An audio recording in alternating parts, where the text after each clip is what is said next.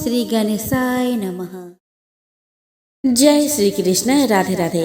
नमस्कार दोस्तों आप सभी को देवउठनी एकादशी की ढेर सारी शुभकामनाएं। ईश्वर आप सभी के व्रत और उपवास स्वीकार करे, आपकी सारी मनोकामनाएं पूरी हो। दोस्तों आज इस वीडियो में मैं आपको सुनाने वाली हूँ देवउठनी एकादशी की पावन व्रत कथाएं, जिसके सुने बगैर आपका व्रत अधूरा है। तो चलिए दोस्तों कथा शुरू करें। दोस्तों एक राजा के राज्य में सभी लोग एकादशी का व्रत रखते थे। प्रजा तथा नौकर चाकर से लेकर पशुओं तक को एकादशी के दिन अन्न नहीं दिया जाता था। एक दिन किसी दूसरे राज्य का एक व्यक्ति राजा के पास आकर बोला कि महाराज कृपया करके मुझे नौकरी पर रख ले। तब राजा ने उसके सामने एक शर्त रखी कि ठीक है रख लेते हैं, किंतु रोज तो तुम्हें खाने को सब कुछ मिलेगा, पर एकादशी को अन्न नहीं मिलेगा। उस व्यक्ति ने उस रात हाँ कर ली, पर एकादशी के दिन जब उसे फलहार का सामान दिया गया तो वह राजा के सामने जाकर गिड़गिड़ाने लगा, महाराज इससे मेरा पेट नहीं भरेगा, मैं भूखा ही मर जाऊंगा, मुझे अन्न दे दो। राजा ने उसे शर्त की बात याद दिलाई, पर वह अन्न छोड़ने को राजी नहीं हुआ। तब राजा ने उसे आटा, दाल, चावल आदि दिए। वह नित्य की तरह नदी पर पहुंचा और स्नान कर भोजन पकाने लगा। जब भोजन बन गया तो वह भगवान को बुलाने लगा कि आओ भगवान, भोजन तैयार है। उसके बुलाने पर पीताम्बर धारण किए भगवान चतुर्भुज रूप में आ पहुंचे और प्रेम से उसके साथ भोजन करने लगे। भोजन आदि करके भगवान अंतर्ध्यान हो गए तथा वो अपने काम पर चला गया। 15 दिन बाद अगली एकादशी को वह राजा से कहने लगा कि महाराज मुझे 2 गुना सामान दीजिए। उस दिन तो मैं भूखा ही रह गया। राजा ने कारण पूछा तो उसने बताया कि हमारे साथ भगवान भी खाते हैं, इसीलिए हम दोनों के लिए ये सामान पूरा नहीं होता। यह सुनकर राजा को बड़ा आश्चर्य हुआ। वह बोला कि मैं नहीं मान सकता कि भगवान तुम्हारे साथ खाते हैं। मैं तो इतना व्रत रखता हूँ, पूजा करता हूँ, पर भगवान ने मुझे कभी दर्शन नहीं दिए। राजा की बात सुनकर वह बोला कि महाराज यदि विश्वास ना हो तो साथ चलकर देख ले। राजा एक पेड़ के पीछे छिपकर बैठ गए। उस व्यक्ति ने भोजन बनाया तथा भगवान को शाम तक पुकारता रहा, परंतु भगवान न आए। अंत में उसने कहा कि हे भगवान, यदि आप नहीं आए तो मैं नदी में कूदकर प्राण त्याग दूंगा। लेकिन भगवान नहीं आए। तब वह प्राण त्यागने के उद्देश्य से नदी की तरफ बढ़ा। प्राण त्यागने का उसका दृढ़ इरादा जानकर शीघ्र ही भगवान ने प्रकट होकर उसे रोक लिया और साथ बैठकर भोजन करने लगे। खा पीकर वे उसे अपने विमान में बैठाकर अपने धाम को ले गए। यह देखकर राजा ने सोचा कि व्रत उपवास से तब तक कोई फायदा नहीं होता जब तक मन शुद्ध न हो। इससे राजा को ज्ञान मिला और वह भी मन से व्रत उपवास करने लगा और अंत में स्वर्ग को प्राप्त हुआ। एक राजा था, उसके राज्य में प्रजा सुखी थी। एकादशी को कोई भी अन्न नहीं बेचता था, सभी फलहार करते थे। एक बार भगवान ने राजा की परीक्षा लेनी चाहिए। भगवान ने एक सुंदरी का रूप धारण किया तथा सड़क पर बैठ गए। तभी राजा उधर से निकला और सुंदरी को देखकर चकित रह गया। उसने पूछा कि हे सुंदरी, तुम कौन हो और इस तरह यहाँ क्यों बैठी हो? तब सुंदर स्त्री बने भगवान बोले कि मैं निराश्रिता हूँ, नगर में मेरा कोई जान पहचान नहीं है, किससे सहायता मांगो? राजा उसके रूप पर मोहित हो गया था। वह बोला, तुम मेरे महल में चलकर मेरी रानी बनकर रहो। सुंदरी बोली कि मैं तुम्हारी बात मानूंगी, पर तुम्हें राज्य का अधिकार मुझे सौंपना होगा। राज्य पर मेरा पूर्ण अधिकार होगा। मैं जो भी बनाऊंगी तुम्हें खाना होगा। राजा उसके रूप पर मोहित था, अतः उसके सभी शर्तें स्वीकार कर ली। अगले दिन एकादशी थी। रानी ने हुक्म दिया कि बाजारों में अन्य दिनों की तरह अन्न बेचा जाए। उसने घर में मांस, मछली आदि पकवाए और परोसकर राजा से खाने के लिए कहा। यह देखकर राजा बोला कि रानी, आज एकादशी है, मैं तो केवल फलहार ही करूँगा। तब रानी ने शर्त की याद दिलाई और बोली, या तो खाना खाओ, नहीं तो मैं बड़े राजकुमार का सिर काट दूंगी। राजा ने अपनी स्थिति बड़ी रानी से कही तो बड़ी रानी बोली कि महाराज धर्म ना छोड़े, बड़े राजकुमार का सिर दे दे। पुत्र तो फिर मिल जाएगा पर धर्म नहीं मिलेगा। इसी दौरान बड़ा राजकुमार खेल कर आ गया। माँ की आंखों में आंसू देखकर वह रोने का कारण पूछने लगा तो माँ ने उसे सारी स्थिति बता दी। तब वह बोला कि मैं सिर देने को तैयार हूँ, पिताजी की धर्म की रक्षा होगी और जरूर होगी। राजा दुखी मन से राजकुमार का सिर देने को तैयार हुआ तो रानी के रूप से भगवान विष्णु ने प्रकट होकर असली बात बताई कि राजन, तुम इस कठिन परीक्षा में पास हुए। भगवान ने प्रसन्न मन से राजा से वर मांगने को कहा तो राजा बोला, आपका दिया हुआ सब कुछ है, हमारा उद्धार करे। उसी समय वहाँ एक विमान उतरा। राजा ने अपना राज्य पुत्र को सौंप दिया और विमान में बैठकर परम धाम को चले गए। दोस्तों, एक गांव में एक गरीब बुढ़िया रहती थी। उसका अपना सगा कोई नहीं था। वह दिन रात कान्हा जी के भक्ति में लीन रहा करती थी और रोज सुबह गंगा स्नान करने जाती थी। उस निर्धन बुढ़िया की भक्ति से भगवान कृष्ण बहुत ज्यादा खुश थे और वह खुद उसके कुटिया की खिड़की पर एक कटोरी में खिचड़ी रखकर रोज चले जाते थे, जिसे कि वह बुढ़िया नहाकर आने के बाद खा लेती थी। बरसों तक यह सिलसिला चलता रहा, लेकिन उसके पड़ोसन को इस बात की काफी जलन थी। एक दिन जब बुढ़िया नहाने गई थी और कृष्ण जी उसके घर की खिड़की पर खिचड़ी रख कर गए तो वह दुष्ट पड़ोसन ने वो खिचड़ी का कटोरा घर के पिछवाड़े फेंक दिया। जब गंगा स्नान के बाद बुढ़िया घर लौटी तो उसे वह कटोरा नहीं मिला। बुढ़िया बहुत दुखी हुई और भूखी ही रह गई। पड़ोसन यह सब देखकर बहुत खुश हुई, लेकिन जहाँ उसने खिचड़ी फेंकी थी वहाँ एक तुलसी का पौधा उगा था। एक बार उस राज्य की रानी बाहर टहल रही थी, तब उसका ध्यान उस तुलसी के पौधे पर पड़ा। उसने उस तुलसी के पौधे को उखाड़कर अपने महल के आंगन में लगा दिया, जिससे वह हर रोज ब्रह्म मुहूर्त में उठकर स्नान करने के बाद उसे जल से सींचती थी। दोस्तों, तुलसी जी के प्रताप से वह रानी जल्द ही गर्भवती हो गई और 9 महीने बाद उसने जुड़वा बच्चे को जन्म दिया। वे दोनों जब बड़े हो गए तब वह दोनों किसी से भी बोलते नहीं थे, लेकिन जब वह दोनों शिकार पर जाते तब रास्ते में उन्हें वही बुढ़िया मिलती जो अभी भी यही कहती कि कहाँ गई मेरी खिचड़ी और कहाँ गया मेरा कटोरा। बुढ़िया की बात सुनकर वह दोनों कहते कि हम है तेरी खिचड़ी और हम है तेरा कटोरा। हर बार जब भी वह शिकार जाते तो बुढ़िया यही बात कहती, वह दोनों वही उत्तर देते। यह बात जब राजा को पता चली तो वह बहुत हैरान हुए। उन्होंने तुरंत सैनिकों को उसे लाने के लिए भेजा।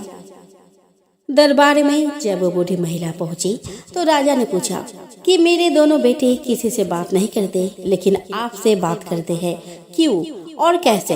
इस पर बुढ़िया ने कहा कि मुझे ये सब तो नहीं पता, लेकिन हाँ, मैं तो अपना खिचड़ी वाला कटोरा खोज रही थी। तब एक दिन ये दोनों मुझे मिले और कहने लगे कि मैं आपका कटोरा हूँ और मैं ही आपकी खिचड़ी हूँ, और तब से ये मुझसे मिलने आने लगे। राजा को यह सब सुनकर काफी हैरानी हुई, लेकिन उसने बुढ़िया को प्रणाम किया और उन्हें राज दरबार में विशेष अतिथि बनाकर हमेशा के लिए रख लिया। यह बात देखकर दोनों राजकुमार काफी प्रसन्न हुए। उन्होंने तुरंत राजा को प्रणाम किया और दोनों ने बोलना प्रारंभ कर दिया। संयोग से यह सब कार्तिक माह में हुआ था।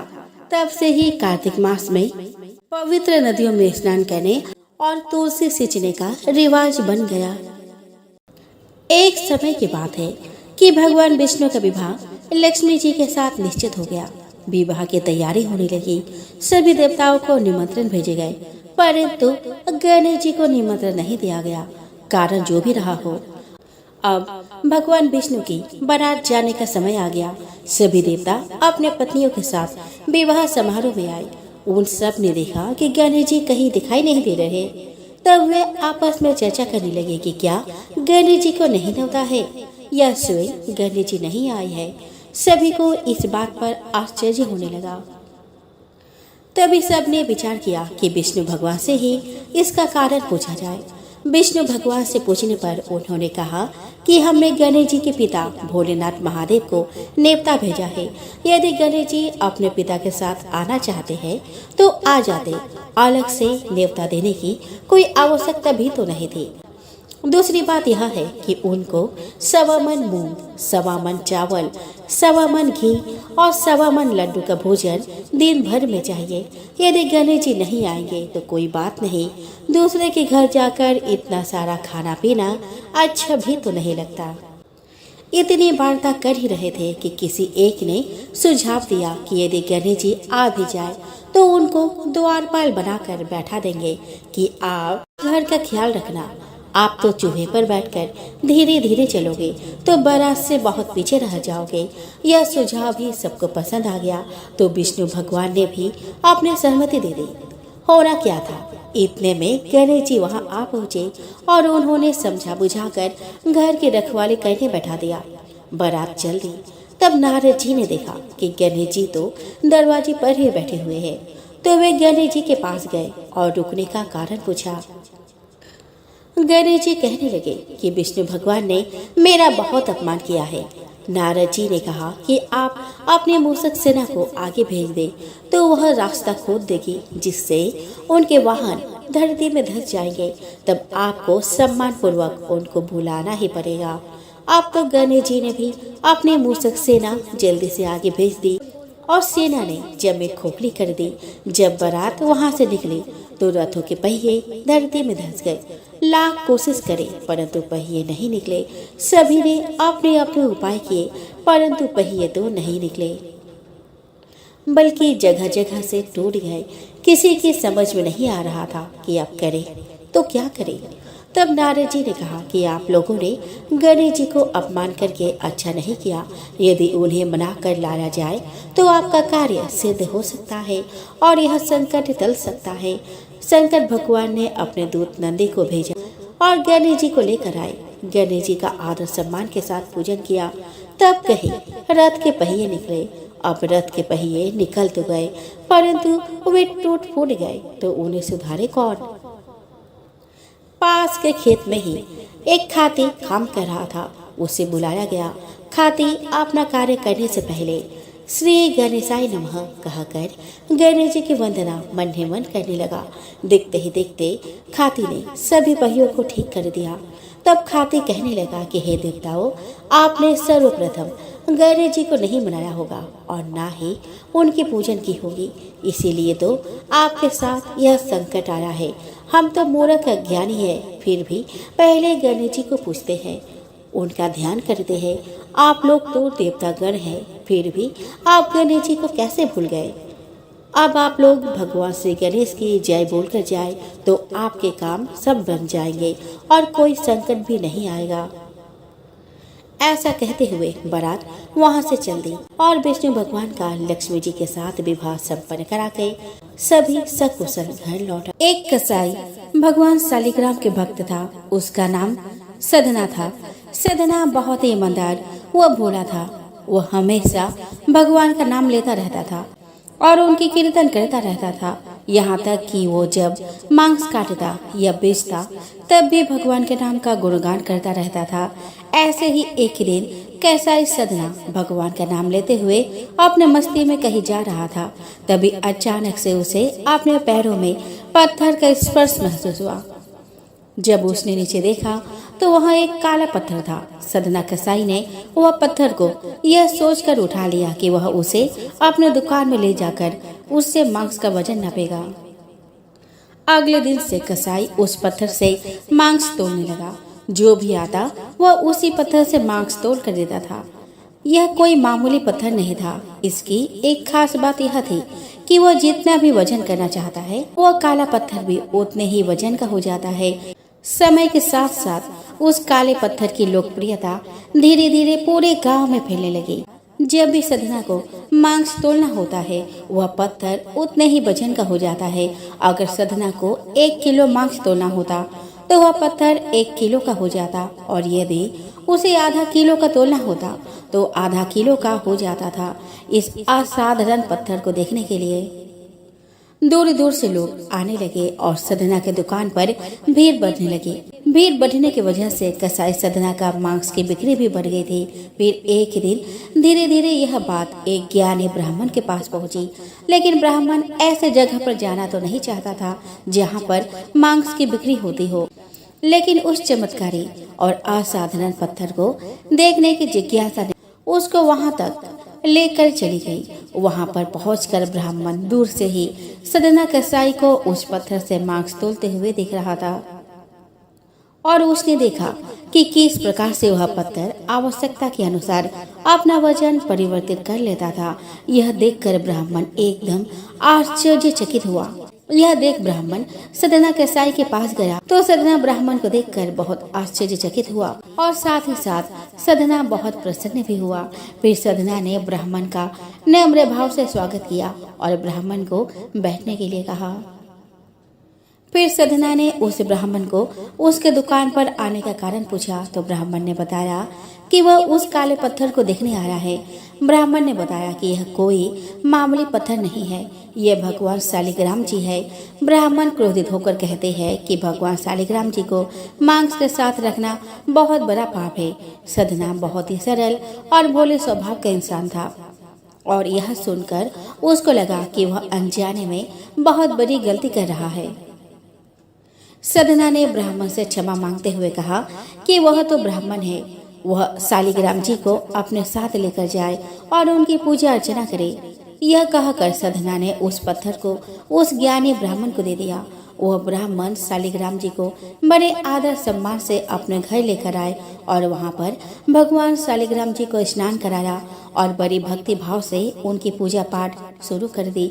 ऐसे ही कुछ दिन बीत गए। एक दिन रात को ब्राह्मण के स्वप्न में भगवान शालिग्राम जी आए और उन्होंने ब्राह्मण से कहा कि वह उसके सेवा भाव से बहुत प्रसन्न हुए हैं, लेकिन तुम मुझे उस कसाई सदना के पास वापस छोड़ाओ। भगवान शालिग्राम कहते हैं कि सदना हमेशा मेरे नाम का गुणगान करता रहता है, जो कि मुझे बहुत अच्छा लगता है और ऐसे भक्त के लिए मैं कहीं भी रहने को तैयार हूँ। आज सदना कसाई के भक्ति भाव से प्रसन्न होकर साक्षात भगवान शालिग्राम ने सदना के साथ रहने की इच्छा व्यक्त करी। अगले ही सुबह ब्राह्मण भगवान शालिग्राम जी को अपने साथ लेकर उस कसाई सदना के दुकान पर गया और उन्होंने सदना को पूरी बात बताई और भगवान शालिग्राम जी को सदना को सौंप देता है। यह सुनकर सदना बहुत प्रसन्न होता है और मन ही मन में वचन लेता है कि वह आपसे मांस नहीं बेचेगा और वह अपना अधिक से अधिक समय भगवान के नाम लेने और कीर्तन करने में गुजारेगा। दोस्तों, प्राचीन समय की बात है। एक बार एक गांव में एक गरीब ब्राह्मण रहता था। वह ब्राह्मण नियमित रूप से श्री विष्णु का पूजन किया करता था। उसके पूजा भक्ति से प्रसन्न होकर उसे भगवान श्री विष्णु ने दर्शन दिए और ब्राह्मण से अपनी मनोकामना मांगने के लिए कहा। ब्राह्मण ने लक्ष्मी जी का निवास अपने घर में होने की इच्छा जाहिर की। यह सुनकर विष्णु जी ने लक्ष्मी जी की प्राप्ति का मार्ग ब्राह्मण को बता दिया, जिसमें श्री हरि ने बताया कि मंदिर के सामने एक स्त्री आती है जो यहाँ आकर उपले थापती है। तुम उसे अपने घर आने का आमंत्रण देना और वह स्त्री ही देवी लक्ष्मी है। देवी लक्ष्मी जी के तुम्हारे घर आने के बाद तुम्हारा घर धन और धान्य से भर जाएगा। यह कहकर विष्णु जी चले गए। अगले दिन वह सुबह 4 बजे ही मंदिर के सामने बैठ गया। लक्ष्मी जी उपले थापने के लिए आई तो ब्राह्मण ने उनसे अपने घर आने का निवेदन किया। ब्राह्मण की बात सुनकर लक्ष्मी जी समझ गई कि यह सब विष्णु जी के कहने से हुआ है। लक्ष्मी जी ने ब्राह्मण से कहा कि तुम महालक्ष्मी व्रत करो। 16 दिन तक व्रत करने और 16वें दिन रात्रि को चंद्रमा को अर्घ्य देने से तुम्हारा मनोरथ पूरा होगा। ब्राह्मण ने देवी के कहे अनुसार व्रत और पूजन किया और देवी को उत्तर दिशा की ओर मुँह करके पुकारा। लक्ष्मी जी ने अपना वचन पूरा किया। दोस्तों, उस दिन से यह व्रत विधि विधान से करने से व्यक्ति की मनोकामना पूरी होती है। दोस्तों, एक बार एक राज्य में एक राजा रहा करता था। राजा बहुत ही बुद्धिमान और बलशाली था। राजा सदैव अपने प्रजा का बहुत अच्छे से ध्यान रखता था। प्रजा भी अपने राजा को बहुत पसंद करती थी। राजा की 2 बेटियां थी। राजा अपनी दोनों बेटियों से बहुत प्रेम करता था।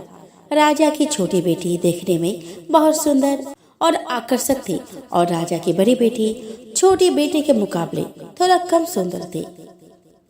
राजा की छोटी बेटी 11 माता की पूजा किया करती थी और सभी लोग राजा की छोटी बेटी से बहुत प्रेम करते थे और बहुत प्रशंसा किया करते थे। राजा भी अपने छोटी बेटी को बड़ी बेटी से अधिक प्रेम करता था, जिस कारण राजा की बड़ी बेटी को अपनी छोटी बहन से बहुत नफरत होने लगी। राजा की दोनों बेटियां जब बड़ी हो गई, तब एक बार उसके राज्य में रहने वाला राजकुमार राजा की बड़ी बेटी के लिए रिश्ता लेकर आया। लेकिन जैसे ही उस राजकुमार की नजर राजा की छोटी बेटी पर पड़ी, तो वह राजकुमार राजा की छोटी बेटी पर आकर्षक हो गया और उससे पहली नजर में प्रेम कर बैठा। उस राजकुमार ने राजा की बड़ी बेटी के साथ विवाह करने से मना कर दिया और उसने राजा से कहा कि मैं आपकी छोटी बेटी से विवाह करना चाहता हूँ। जिसके बाद राजा की बड़ी बेटी यह देखकर अपने छोटी बहन से बहुत क्रोधित हो गई और राजा की बड़ी बेटी ने अपनी छोटी बहन को अपना सबसे बड़ा दुश्मन मान लिया। राजा की बड़ी बेटी ने अपनी छोटी बहन से बदला लेने का निर्णय लिया, जिसके लिए उसने अपनी छोटी बहन को जान से मारने का प्लान बनाया। राजा की बड़ी बेटी ने अपनी छोटी बहन को मारने के लिए सबसे पहले एक लड्डू में जहर मिलाकर अपनी छोटी बहन को दे दिया और उसको लड्डू खाने के लिए कहा। लेकिन लड्डू खाने के बाद भी छोटी बहन को कुछ नहीं हुआ। बड़ी बहन यह देखकर बहुत आश्चर्यचकित हो गई, लेकिन बड़ी बहन ने हार नहीं मानी और उसने जब रात में छोटी बहन अपने कमरे में सो रही थी, तब एक मटके में सांप रखकर उस कमरे में छोड़ दिया। लेकिन सांप भी छोटी बहन का कुछ नहीं बिगाड़ पाया। जिसके बाद बड़ी बहन ने अपनी छोटी बहन से कहा कि चलो हम लोग कुएं से पानी भर कर लाते हैं। जिसके लिए वो अपनी छोटी बहन को पानी भरने के बहाने कुएं के पास ले गई और उसने अपनी छोटी बहन को कुएं में धक्का दे दिया। लेकिन छोटी बहन को तब भी कुछ नहीं हुआ, क्योंकि हर बार ग्यारस माता उसकी रक्षा कर रही थी और उधर बड़ी बहन अपने सारे प्रयासों के बाद असफल हो रही थी, जिससे वो बहुत क्रोधित होती जा रही थी। फिर उसने अपनी छोटी बहन के पास जाकर उससे खुद ही पूछा कि मेरी छोटी बहन, तुमको पता है भगवान ने सबकी मृत्यु एक निश्चित समय पर लिखी हुई है और कैसे तुम्हारी मृत्यु होगी, क्या यह तुम जानती हो? तब छोटी बहन ने अपनी बड़ी बहन को बताया कि हाँ, मैं तो जानती हूँ कि मेरी मृत्यु कैसे होगी। छोटी बहन से यह सुनकर बड़ी बहन मन ही मन बहुत प्रसन्न होने लगी और उसने अपनी छोटी बहन से कहा, तुम मुझे अपनी मृत्यु का राज बताओ। छोटी बहन ने अपनी बड़ी बहन से कहा कि मेरी मृत्यु तो एक तोते में है, जो तोते के गले में एक हार है, उससे मेरी मृत्यु होगी। जब तक कोई भी व्यक्ति तोते को मारकर वह हार अपने गले में पहनेगा, तो मैं मूर्छित हो जाऊंगी और जैसे ही उस हार को अपने गले से उतारेगा, तो मैं वापस से जीवित हो जाऊंगी। अपनी छोटी बहन की मृत्यु का राज जानकर बड़ी बहन बहुत ही खुश हो गई और उसने अपनी छोटी बहन को मारने के लिए उसके पालतू तोते को ढूंढना शुरू कर दिया। छोटी बहन को इस बात का आभास हो गया था कि कोई उसकी जान लेना चाहता है, जिसके लिए वह अपने पिताजी के पास गई और उसने अपने पिताजी से कहा कि पिताजी, मेरी मृत्यु के बाद आप मुझे जलाइएगा मत, बल्कि आप मुझे अपनी पुरानी वाली हवेली में एक पलंग में लिटाकर छोड़ दीजिएगा। अपनी छोटी लड़की की यह बात सुनकर राजा बहुत आश्चर्यचकित हो गए। राजा ने अपनी छोटी बेटी से पूछा, तुम यह क्या कह रही हो? तब राजा की छोटी बेटी ने बताया कि पिताजी, समय किसी के लिए नहीं रुका है, कब क्या हो जाए किसी को कुछ पता नहीं।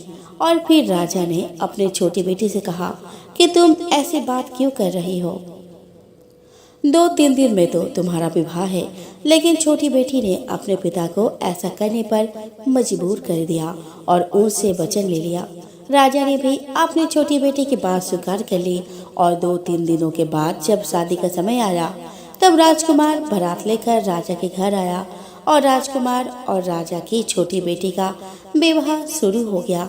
जैसे ही राजा की छोटी बेटी राजकुमार के साथ फेरे लेना शुरू करती है, उसकी बड़ी बहन अपनी छोटी बहन के कमरे में जाकर उसके तोते को पकड़ लेती है और उसको जान से मार देती है। तोते के गले में जो हार था, उसको अपने गले में धारण कर लेती है। जैसे ही बड़ी बहन उस हार को अपने गले में धारण करती है, उधर छोटी बहन सारे 3 ही फेरे ले पाती है और वहीं पर बेहोश होकर गिर जाती है। बड़े बड़े हकीमों को बुलाया और अपनी छोटी बेटी का इलाज करने को कहा। राजा की बात सुनकर वैद्य ने छोटी बेटी को जब चेक किया तो राजा को बताया कि आपकी बेटी ना तो जीवित है और ना ही मरी हुई है। यह मैं ऐसा पहली बार देख रहा हूँ। राजा ने वैद्य और हकीम को यह बात बाहर बताने से मना कर दिया और उनको कहा कि अगर तुमने यह बात किसी को बाहर बताई तो हम तुम्हें फांसी दे देंगे। राजा ने अपनी छोटी बेटी को पुराने महल में जाकर एक पलंग में लटा दिया और वहां पर कुछ सैनिकों को तैनात कर दिया और वापस अपने महल आ गया। राजा की बड़ी बेटी अपने पिताजी के पास आई और कहने लगी कि पिताजी, अगर यह शादी संपन्न नहीं हुई तो आपकी इज्जत का क्या होगा? आप कहे तो मैं आपकी इज्जत बचाने के लिए राजकुमार से शादी करने को तैयार हूँ। जिसके बाद राजा ने अपनी बड़ी बेटी की बात मान ली और राजा ने बड़ी बेटी को छोटी बेटी के कपड़े पहनाकर मंडप में भेज दिया। लेकिन राजकुमार यह जान गया कि वह राजा की छोटी बेटी नहीं है बल्कि यह राजा की बड़ी बेटी है। लेकिन जब राजकुमार ने शादी से मना किया तो सभी लोगों ने राजकुमार को विवश कर दिया और राजा की बड़ी बेटी से बचे हुए फेरों को संपन्न करा दिया और विवाह करा दिया। जिसके बाद राजकुमार राजा की बड़ी बेटी को अपने महल ले गया। राजकुमार राजा की बड़ी बेटी से ना तो बात करता था और ना उसको पसंद करता था और ना ही उसके आसपास भटकता था और राजकुमार ने यह फैसला लिया था कि वह अपने प्रेमिका को ढूंढ कर रहेगा और यह जान कर रहेगा कि उसके साथ क्या हुआ है। एक दिन राजकुमार अपने घोड़े पर सवार होकर राजा के पुराने महल के पास पहुंचा। वहां पर उसने कुछ सैनिकों को देखा। महल के पास पहुंचकर राजकुमार ने जब महल को ध्यान से देखा तो वह समझ गया कि यह तो हमारे ससुर जी का महल है। तब राजकुमार ने सैनिकों से पूछा कि तुम लोग यहाँ क्या कर रहे हो और इस महल के अंदर उस पलंग में कौन लेटा है? जिसके बाद सैनिकों ने बताया यहाँ पर राजा की छोटी बेटी लेटी है। यह सुनकर राजकुमार बहुत प्रसन्न हो गया और वह तुरंत अपने प्रेमिका के पास पहुंच गया और उसकी सेवा करने लगा। जैसे ही रात हुई तो राजा की छोटी बेटी उठकर खड़ी हो गई। राजकुमार यह देखकर बहुत खुश हो गया और उसने अपने प्रेमिका से पूछा कि तुम यहाँ क्या कर रही हो? तुम मेरे साथ मेरे घर चलो। राजा की छोटी बेटी ने राजकुमार को सारी बातें बता दी कि मेरी जान एक तोते में बसी थी और मैंने यह बात सिर्फ अपनी बड़ी बहन को बताया था और मुझे पता है कि उसने ही मुझे मारने का प्रयास किया है। उसके पास एक हार है जिसको वह सुबह पहन लेती है और रात को उतार देती है। जब तक वह हार को पहने रहती है तब तक मैं मूर्छित रहती हूँ और जैसे ही वह हार को उतार देती है तो मैं जीवित हो जाती हूँ और जब तक मेरी बड़ी बहन के पास वह हार है तब तक मैं ऐसे ही जीवित और मूर्छित होती रहूंगी। अगर मेरी बड़ी बहन के पास जो हार है वह मेरे हाथ में लग जाए तो मैं हमेशा के लिए जीवित हो जाऊंगी। राजकुमार यह बात सुनकर राजा की छोटी बेटी के पास रहने का निर्णय ले लिया और उसने अपने बचे हुए सारे फेरे उस पलंग में लेटी राजकुमारी की छोटी बेटी के साथ ले लिए और अपना विवाह पूर्ण कर लिया और वह वहीं पर रहने लगा। देखते ही देखते कुछ समय में राजा की छोटी बेटी और राजकुमार की पत्नी पेट से हो गई। एक दिन राजकुमार को किसी काम से बाहर जाना पड़ा। तब छोटी बहन के पेट में बहुत तेजी से दर्द होने लगा। जिसके बाद उसने ग्यारस माता का आह्वान किया। जिसके बाद वहां पर ग्यारस माता प्रकट हुई और उन्होंने अपने भक्तों के दर्द को दूर किया और एक पुत्र की प्राप्ति करवाई और वहीं पर अचानक से राजकुमार भी आ गए। राजकुमार ने जब ग्यारस माता को देखा तो वह आश्चर्यचकित हो गए और उसने तुरंत माता को प्रणाम किया और ग्यारस माता ने राजकुमार से कहा, जब तुम्हारा बच्चा 5 वर्ष का हो जाए तुम अपने पत्नी का हार लाकर इसके गले में डाल देना। और देखते ही देखते राजकुमार और राजा की छोटी बेटी का पुत्र 5 वर्ष का हो जाता है। राजकुमार अपने बेटे से कहता है कि बेटा, मैं कुछ काम से बाहर जा रहा हूँ, तुम अपनी माता का ध्यान रखना। यह कहकर वह वहाँ से चला जाता है।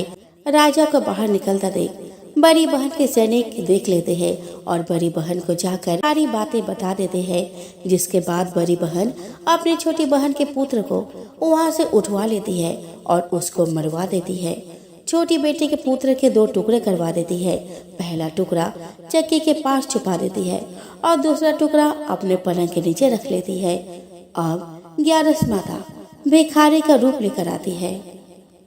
11 माता एक भिखारी का रूप रखकर बड़ी बहन के पास चली जाती है और वहाँ पर भिक्षा मांगने लगती है। बड़ी बहन अपने नौकरों से कहती है कि जाकर भिक्षा दे दो, लेकिन जैसे ही नौकर 11 माता को भिक्षा देने के लिए जाते हैं तो माता उन्हें मना कर देती है और कहती है कि मैं तुम्हारी महारानी से ही भिक्षा लूंगी। जिसके बाद बड़ी बहन स्वयं ही भिक्षा देने के लिए माता के पास आती है। तब माता एक बिल्ली का रूप लेकर उसके कमरे में चली जाती है और वहाँ छोटी बेटी के पुत्र के टुकड़ों को आपस में जोड़ देती है और उसे जीवित कर देती है। उसे वहाँ से ले जाती है। राजकुमार अपने बेटे को लेकर अपने पत्नी के पास जाता है और उसे कहता है कि तुम उसका ध्यान रखना। अगर तुम इस बच्चे का अच्छे से ध्यान रखोगी तो मैं तुमसे बात करूंगा। एक दिन राजकुमार अपने बच्चे से कहता है कि तुम मम्मी से उनके गले का हार मांग लो। जिसके बाद राजकुमार का लड़का अपने मम्मी के पास जाता है और कहता है कि मम्मी, मुझे तुम्हारा हार चाहिए जो तुमने अपने गले में पहन रखा है। यह सुनकर पहले तो बड़ी बहन बहुत क्रोधित होती है, पर उसको यह याद आता है कि राजकुमार ने कहा था कि अगर मैं इस बच्चे का ध्यान अच्छे से रखूंगी तो वह मुझसे बात करेंगे। जिसके कारण वो हार को उस बच्चे को दे देती है और वह तुरंत हार को ले जाकर अपने पिताजी को दे देता है। और तभी राजकुमार अपने बेटे को लेकर वहां से जाने लगता है और अपनी पत्नी से कहता है कि तुम हमारे लिए खाना बना कर रखना, मैं शाम को आकर तुम्हारे साथ खाऊंगा। और वह अपने बेटे को लेकर वहां से चला जाता है। जिसके बाद वह राजा के पास जाता है और उनको सारी बातें बता देता है। राजा अपने बड़ी बेटी की यह करतूत सुनकर बहुत क्रोधित होते हैं और अपनी परवरिश पर दोष देने लगते हैं और राजकुमार को अपनी छोटी बेटी के साथ रहने का आदेश देते हैं। तो ये रही 11 माता की कहानी। तो दोस्तों प्रेम से बोलो 11 माता की जय। दोस्तों एक लप्सी था और एक तपसी था। तपसी हमेशा भगवान की तपस्या में लीन रहता था। लप्सी रोजाना 1.25 सेर की लापसी बनाकर भगवान का भोग लगाकर जिम लेता था। एक दिन दोनों लड़ने लगे। तपसी बोला कि मैं रोज भगवान की तपस्या करता हूँ, इसीलिए मैं बड़ा हूँ। लप्सी बोला कि मैं रोज भगवान को 1.25 सेर लप्सी का भोग लगाता हूँ, इसीलिए मैं बड़ा हूँ। नारद जी वहाँ से गुजर रहे थे। दोनों को लड़ता देखकर उनसे पूछा कि तुम क्यों लड़ रहे हो। तब तपसी ने खुद को बड़ा होने का कारण बताया और लप्सी ने अपना कारण बताया। नारद जी बोले कि तुम्हारा फैसला मैं कर दूंगा। दूसरे दिन लप्सी और तपसी नहाकर अपनी रोज की भक्ति करने आए तो नारद जी ने छुपकर 1.25 करोड़ की एक अंगूठी उन दोनों के आगे रख दी। तपसी की नजर जब अंगूठी पर पड़ी तो उसने चुपचाप अंगूठी उठाकर अपने नीचे दबा ली। लप्सी की नजर अंगूठी पर पड़ी, लेकिन उसने ध्यान नहीं दिया। भगवान को भोग लगाकर लापसी खाने लगा। नारद जी सामने आए तो दोनों ने पूछा कि कौन बड़ा। तो नारद जी ने तपसी से खड़ा होने को कहा। वो खड़ा हुआ तो उसके नीचे दबी अंगूठी दिखाई पड़ी। नारद जी ने तपसी से कहा कि तपस्या करने के बाद भी तुम्हारी चोरी करने की आदत नहीं गई, इसीलिए लप्सी बड़ा है और तुम्हें तुम्हारी तपस्या का कोई फल नहीं मिलेगा। तपसी शर्मिंदा होकर माफी मांगने लगा। उसने नारद जी से पूछा कि मुझे मेरी तपस्या का फल कैसे मिलेगा। नारद जी ने कहा कि यदि कोई गाय और कुत्ते की रोटी नहीं बनाएगा तो फल तुझे मिलेगा। यदि कोई ब्राह्मण को भोजन करवा कर दक्षिणा नहीं देगा तो फल तुझे मिलेगा। यदि कोई साड़ी के साथ ब्लाउज नहीं देगा तो फल तुझे मिलेगा। यदि कोई दिए से दिया जलाएगा तो फल तुझे मिलेगा। यदि कोई सारी कहानी सुने लेकिन तुम्हारी कहानी नहीं सुने तो फल तुझे मिलेगा। दोस्तों उसी दिन से हर व्रत कथा कहानी के साथ लप्सी तपसी की कहानी भी सुनी और कहीं जाने लगी।